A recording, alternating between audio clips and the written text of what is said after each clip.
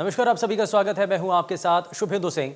संगठन विस्तार को लेकर पंचकुला में बीजेपी का महामंथन हुआ और बीजेपी प्रांत परिषद की बैठक में मुख्यमंत्री मनोहर लाल समेत बीजेपी के तमाम दिग्गज नेता इसमें शामिल हुए। इस दौरान प्रदेश के सरकार के 7 साल के 7 कमाल गिनवाए गए। इस दौरान बीजेपी प्रदेश अध्यक्ष ओपी धनखड़ ने कहा, यह बैठक तब हो रही है जब भारत आजादी का अमृत महोत्सव मना रहा है। इसके अलावा ओपी धनखड़ ने कहा कि संगठन का विस्तार अहम है और आगे भी विस्तार करना जारी रहेगा। प्रेस कॉन्फ्रेंस कर बीजेपी प्रदेश अध्यक्ष ओपी धनखड़ ने संगठन के कार्यक्रमों की जानकारी दी।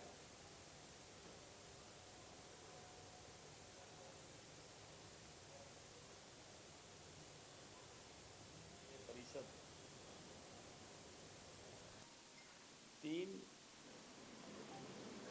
चीजों को समर्पित है, 3 कामों को समर्पित है।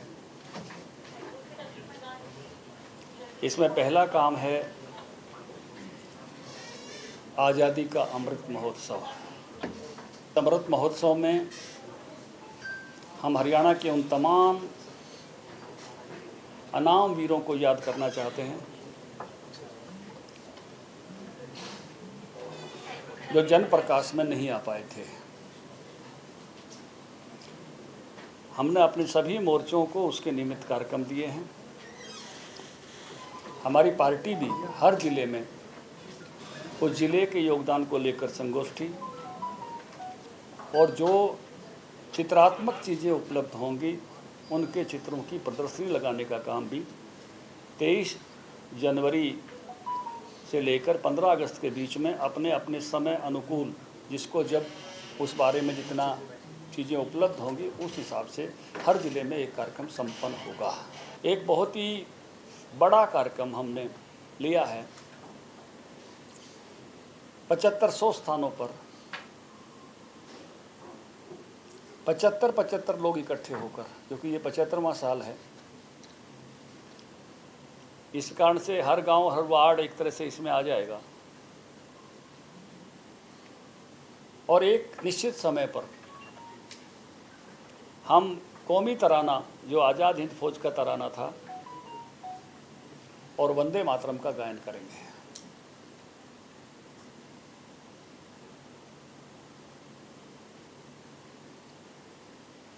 हमने इस समय जो दर्द की दास्तां, विभाजन के समय जो लोगों ने तकलीफ़ें सही, उसके लिए भी दायित्व हम सौंप रहे हैं। कुछ लोगों ने काम किया है। मैं अपने मीडिया के बंधुओं से भी अपील करता हूं कि ऐसी दर्द की दास्ताओं को और अनाम वीरों की कथाओं को आप भी इस अमृत महोत्सव के वक्त में उजागर करें। वहीं मंच से अपने संबोधन के दौरान ओपी धनखड़ ने कहा, किसानों की फसल का सीधा भुगतान मनोहर लाल सरकार कर रही है और देश के दूसरे किसी भी राज्य में किसानों के खाते में सीधे भुगतान नहीं होता। ये जो बदलाव लेकर आए हैं गुड गवर्नेंस का, कि जो भी कुछ मिले आपके कुछ टच करने से मिल जाए, आपकी पेंशन आपके खातों में हो, आपका भुगतान, किसानों का भुगतान। और ऐसे माहौल में, जिस माहौल में लोग लड़ाई कर रहे थे कि आढ़ती के द्वारा हमारा भुगतान होना चाहिए, उस माहौल में डायरेक्ट किसान के खाते में भुगतान करके इस सरकार ने अपना पॉलिटिकल विल, राजनीतिक इच्छा शक्ति का परिचय दिया है और कहा है कि लेट होंगे तो हम आपको ब्याज भी देंगे, और ब्याज भी देकर दिखाया है। और इसके अलावा ऐलनाबाद उपचुनाव को लेकर बीजेपी प्रदेश अध्यक्ष ओपी धनखड़ ने कहा कि कुछ लोग गलत नैरेटिव सेट करने में लगे हैं, लेकिन सच्चाई सबके सामने उजागर हो गई है। गलत नैरेटिव सामने वालों का सेट है और इसके कारण से बाकी लोगों को भी समझ में आ रहा है। अगर मुझे ये कहना हो, जो ऐलनाबाद की बात कर रहे हो तो वहीं की बात मैं कर रहा हूँ, जो और बाद में भी आपको ध्यान में आ रहा होगा, जिन मुद्दों की शुरू में बात होती थी, जमीन ले लेंगे, एक नैरेटिव बनाया गया। अब कोई बोलता है? सबको ध्यान में आ गया कि ज़मीन इन कानूनों से नहीं जा सकती। एक नैरेटिव सेट करने की कोशिश हो रही थी कि मंडी बंद हो जाएगी, एमएसपी बंद हो जाएगा। अब कोई बोल रहा है तो वो विषय रुक गया है। जो जो चीज़ें ठीक से लोगों के सामने आती हैं, तथ्य सामने आते हैं, तो फिर उनके ऊपर जो है अपने आप वो विषय, यही एक तरीका है। जब किसी विषय पर अंदेशे हों तो ठीक संदेशे पहुंचाने के बाद लोगों को चीज़ें ध्यान में आ। और इस दौरान प्रदेश के गृह मंत्री अनिल विज ने किसान आंदोलन को लेकर कहा कि आंदोलन में हिंसा हो रही है और प्रदेश में कानून व्यवस्था उल्लंघन बिल्कुल बर्दाश्त नहीं किया जाएगा। घर घर तक पहुंचाना होगा। लोग समझदार हैं, लोग बात को मानते हैं और ऐसा आंदोलन तो कभी नहीं हुआ। आंदोलन होते हैं, भूख हड़ताल होती है, धरने होते हैं, प्रदर्शन होते हैं, लेकिन मार पिटाइयां किसी आंदोलन में नहीं हुआ करती।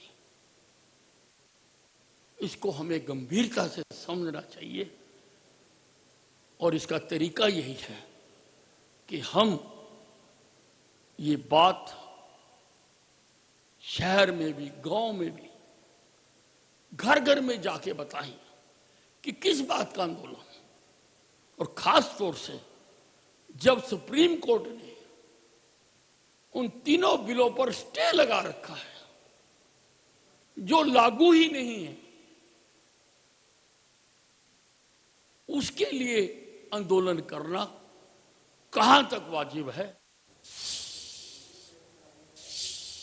वहीं खेल मंत्री संदीप सिंह ने प्रदेश की खेल नीति को लेकर कहा कि अब सिफारिश वाले खिलाड़ियों को नहीं बल्कि देश का नाम रोशन करने वाले खिलाड़ियों को नौकरी मिल रही है। खेल एक ऐसा जगत है जिसमें आप अपने प्रदेश का, अपने माता पिता का, अपने गांव का, अपने हलके का नाम रोशन कर सकते हैं, अपने देश का नाम रोशन कर सकते हैं। 2014 में जब भारतीय जनता पार्टी की सरकार आई, उससे पहले तक जिसकी सिफारिश होती थी, जिसकी पहुंच होती थी, उसको नौकरी मिलती थी खेल जगत में, चाहे आप मेडलिस्ट हैं चाहे आप मेडलिस्ट नहीं हैं।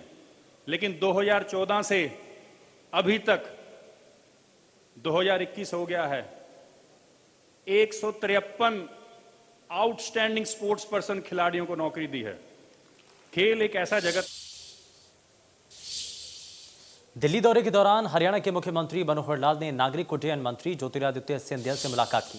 सीएम मनोहर लाल ने मुलाकात के बारे में बताते हुए कहा कि बैठक में हिसार एयरपोर्ट और हरियाणा सिविल एविएशन यूनिवर्सिटी पर चर्चा की गई। साथ ही गुरुग्राम को हेली हब बनाने पर भी सहमति बनी है और बैठक के दौरान उड़ानों की संख्या बढ़ाने के लिए वेट चार्जेस कम करने पर भी सहमति बनी।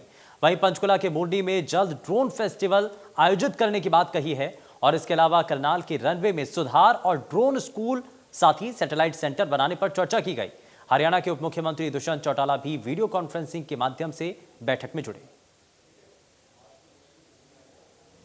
राज्य सिंधिया जी से हमारी मीटिंग हुई, जिसके अंदर सिविल एविएशन से जुड़े हुए हमारे जितने भी प्रोजेक्ट्स हैं उस पर चर्चा हुई। विशेष तौर पर हिसार का एयरपोर्ट है, गुड़गांव में हेली हब है, करनाल एयरपोर्ट है, अम्बाला एयरपोर्ट है और जो pilot training school Bhiwani, Narnaul, इस प्रकार कई विषयों पर चर्चा हुई। हमने उनको निमंत्रण भी दिया कि वो भिवानी का जो हमारा जो पायलट ट्रेनिंग स्कूल शुरू करना है उसको आगे गारंटी करें। सब विषय बहुत ही अच्छे प्रकार से हुए। ये उनकी ओर से प्रपोजल था कि इसको हम लोग वैट की दरें घटाएं सिविल एविएशन के लिए। हमने मान लिया कि 1% जो है 20% की बजाय 1% वैट की दर जो है। हरियाणा में स्वास्थ्य सेवाओं के विस्तार के लिए सरकार प्रतिबद्ध है और इसी कड़ी में रेवाड़ी के माजरा में प्रस्तावित एम्स परियोजना के निर्माण से जुड़ी सभी औपचारिकताएं पूरी हो गईं। हरियाणा के मुख्यमंत्री मनोहर लाल की अध्यक्षता में बुधवार को चंडीगढ़ में एक संयुक्त बैठक हुई, जिसमें केंद्रीय राज्य मंत्री राव इंद्रजीत सिंह, प्रदेश के सहकारिता मंत्री डॉक्टर बनवारी लाल मौजूद रहे और इसके अलावा वरिष्ठ अधिकारियों और परियोजना के लिए जमीन उपलब्ध कराने वाले किसानों के प्रतिनिधिमंडल भी बैठक में शामिल हुए। बैठक में राजस्व और आपदा प्रबंधन विभाग के अधिकारियों को किसानों की जमीन के लिए भुगतान प्रक्रिया जल्द शुरू करने के निर्देश दिए गए। साथ ही परियोजना से जुड़े और कामों को लेकर किसानों को आपस में सहमति से आगे की प्रक्रिया शुरू करने के लिए भी कहा गया। वहीं मुख्यमंत्री ने बैठक में पहुंचे किसानों के प्रतिनिधिमंडल की बातों को ध्यान से सुना और परियोजना से जुड़े सभी पहलुओं पर मंथन किया।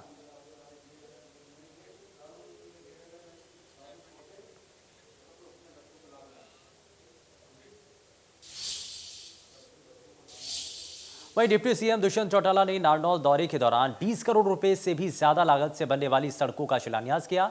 कार्यक्रम में जिले की 10 परियोजनाओं का शिलान्यास किया गया, जिनमें से जिले में बनने वाली 8 सड़कें भी शामिल हैं।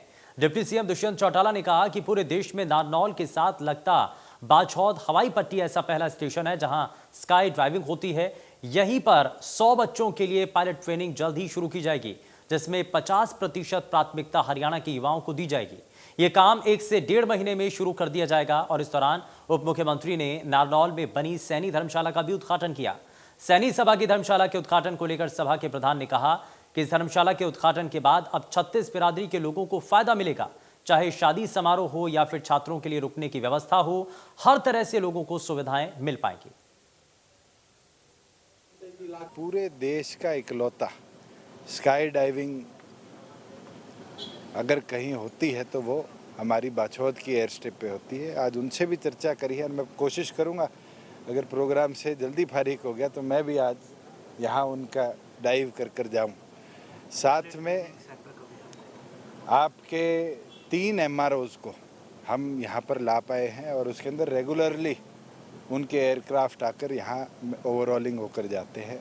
और सबसे अच्छी चीज़ जो इस एरिया को एक नए, मैं कहता हूँ, विंग्स देगी, वो पायलट ट्रेनिंग के लिए FTO यहाँ लाना है। फ्लाइंग ट्रेनिंग इंस्टीट्यूट यहाँ आया है जिसमें 100 बच्चे उनने ट्रेन पर एनम कमिट करे हैं, जिसमें 50% प्राथमिकता जो होगी वो हरियाणा के युवा युवतियों को होगी। कब तक शुरू? और उनके ऑपरेशंस भिवानी में, क्योंकि उनकी परमिशन लगभग कंप्लीट है, जल्द 100 बच्चों के शुरू हो जाएंगे। और जैसे ही civil aviation government of India से जो परमिशंस महेंद्रगढ़ की आनी है, मैं उम्मीद करता हूँ 1 से 1.5 महीने के अंदर यहाँ पर भी विमान लाकर वो ट्रेनिंग को शुरू। डिप्टी सीएम दुष्यंत चौटाला ने कहा कि किसानों को बाजार भाव और सरकारी समर्थन मूल्य का 600 रुपये प्रति क्विंटल किसानों के खाते में 17 अक्टूबर तक सरकार डालने का प्रयास करेगी। निर्णय लिया गया कि हम भावंतर के अंदर MSP को टच करवाएंगे। उस दिन बाजरे का रेट 1650 रुपये मार्केट में था। आज के दिन रेट कम हुआ है, मगर हमने ये अश्योर किया था कि फार्मर आज बेचे, कल बेचे, चाहे 2 महीने बाद बाजरा बेचे, अगर वो रजिस्टर्ड है तो सरकार प्रति एक फार्मर को 600 रुपये प्रति कुंटल के हिसाब से उसके खाते में जो एवरेज यील्ड है उस हिसाब से पैसा ट्रांसफ़र करेगी। और हमारा अक्टूबर महीने के अंत तक का ये निर्णय था। मैं उम्मीद करता हूँ और जाते ही चंडीगढ़ इसकी मीटिंग भी मैं लूँगा कि हम 17 तारीख जो संडे है उससे पहले 600 रुपये किसान के खाते में भेजवाएं। ये निर्णय उचाना से पूर्व विधायक और वरिष्ठ कांग्रेसी नेता भाग सिंह छातर अपने सैकड़ों समर्थकों के साथ जननायक जनता पार्टी में उन्होंने ज्वाइन किया और जेजेपी के राष्ट्रीय अध्यक्ष डॉक्टर अजय सिंह चौटाला ने पूर्व विधायक का स्वागत किया और कहा कि उन्हें पार्टी में पूरा मान सम्मान मिलेगा। इस अवसर पर पूर्व विधायक के साथ वेद प्रकाश खसो, पूर्व प्रधान जनता दल करण सिंह, शामदो कृष्ण पेगा, पूर्व मेंबर कुलबीर पेगा, सत्यवान सिंह मोर पंचायत समिति सदस्य और Ajay Singh retired, SDO Rajendra Sharma, Mahendra Singh Malik sandal, पूर्व सरपंच रतन सिंह, सीताराम पूर्व सरपंच, रामपाल बलवान, रमेश, सूरज शर्मा, उमेद कटारिया, चंद्रकला, रामकला, समीरा, डॉक्टर महावीर शर्मा, तमाम अन्य लोग भी मौजूद रहे।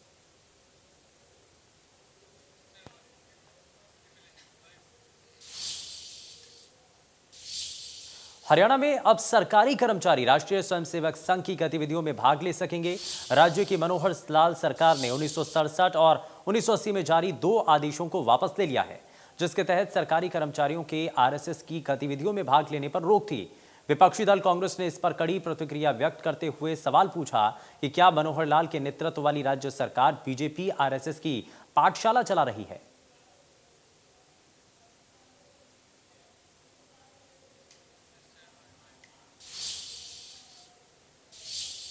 सिरसा के एलनाबाद हल्के के गांव शेरावाली डिस्ट्रीब्यूटरी की टेल पर किशनपुरा के पास पिछले 5 महीने से चल रहा किसानों का धरना आखिरकार खत्म हो गया। मुख्यमंत्री के आश्वासन के बाद किसानों ने धरना खत्म कर दिया और मुख्यमंत्री ने आश्वस्त किया कि आचार संहिता हटने के तुरंत बाद पेयजल और सिंचाई की समस्या का समाधान करवा दिया जाएगा। आपको बताएं कि गांव कर्मशाना, ढाणी, शेरा, मिठनपुरा, किशनपुरा, खारी सुरेरा और नीमला गांव के किसान पेयजल और सिंचाई के पानी की समस्या को लेकर पिछले 5 महीने से धरने पर बैठे थे। भाजपा के वरिष्ठ नेता जगदीश चोपड़ा, भाजपा महिला मोर्चा की प्रदेश सचिव निताशा, राकेश सिहाग और रमेश भादु के नेतृत्व में इन गांवों के किसानों ने मुख्यमंत्री से सोमवार को चंडीगढ़ में मुलाकात की थी। और किसान नेता रमेश सहारण ने बताया कि जिस तरह से मुख्यमंत्री ने सालों साल की लंबित मांग पूरी की है, इलाकावासी इसके लिए सदैव आभारी रहेंगे।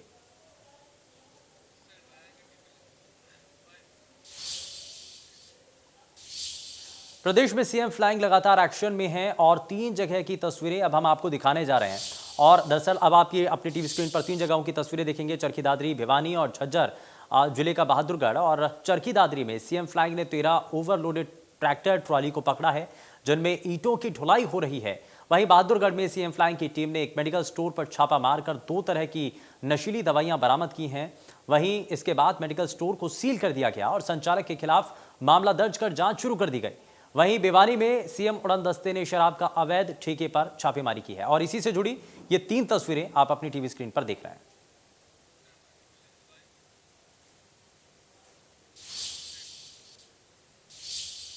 प्रधानमंत्री नरेंद्र मोदी ने प्रधानमंत्री गति शक्ति राष्ट्रीय मास्टर प्लान की शुरुआत की और इससे करीब 100 लाख करोड़ रुपए की बुनियादी ढांचा परियोजनाओं के विकास को गति मिलेगी। पीएम मोदी ने स्वतंत्रता दिवस के मौके पर लाल किले से इस प्लान का ऐलान किया था और पीएम मोदी ने पहले प्रगति मैदान के नए कॉम्प्लेक्स का उद्घाटन किया। इसमें 4 हॉल बनकर तैयार हो चुके हैं। हॉल एयर कंडीशन युक्त हैं। इसमें 4800 कार की एक साथ पार्किंग हो सकेगी। फिलहाल कुछ अंडरपास और टनल बन रही हैं, जिससे बाहर की सड़कों का ट्रैफिक कंट्रोल किया जा सकेगा।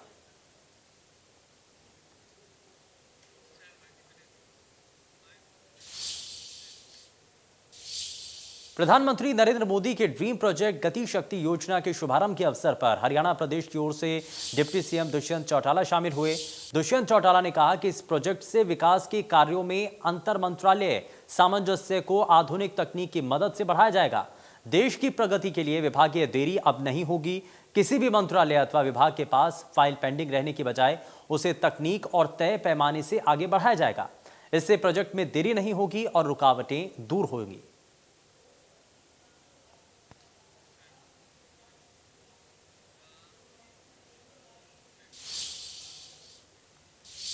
वहीं राहुल गांधी के नेतृत्व में कांग्रेस का डेलीगेशन राष्ट्रपति रामनाथ कोविंद से मिला और कांग्रेस नेताओं ने लखीमपुर खीरी कांड पर राष्ट्रपति से बात की।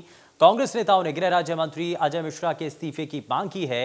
राष्ट्रपति से मिलने वाले कांग्रेस के डेलीगेशन में प्रियंका गांधी, मल्लिकार्जुन खड़गे, ए.के. एंटनी और गुलाम नबी आजाद भी शामिल रहे।